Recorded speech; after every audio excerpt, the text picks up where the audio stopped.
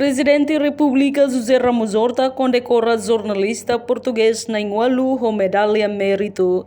Cerimônia entrega medalha mérito realiza e Palácio Presidencial Baripite Dili. Quinta-feira, Loron Ranulo recensia Fulan Augusto Tinanem.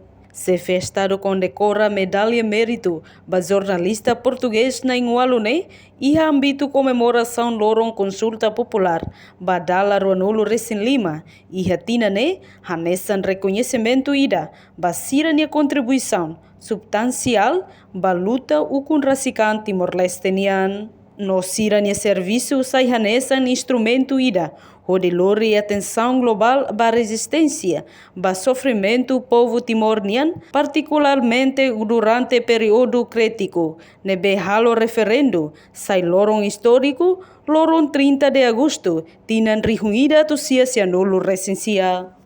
Tuir Horta, jornalista Sira Nebrani, Sira Makamatang no tilung ba mundo, durante Timor-Leste nia luta, povo Timor nia sofrimento, lihusi sira nia publicação e informação, habelar dia los, justiça no habelar povo nia liam ba mundo.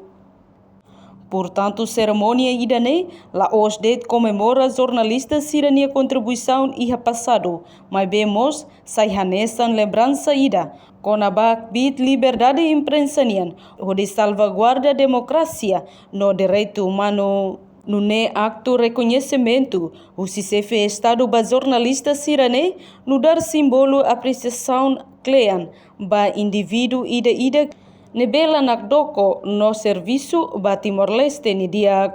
Reportagem Sabina Sansa, televisão Timor-Post. Janela informação ba emogoto. Atua tem informação atual dia clio. Kita haluha, haneham botão subscribe, like. Halo comentário no Fahia Tutang ba media sosial hotu.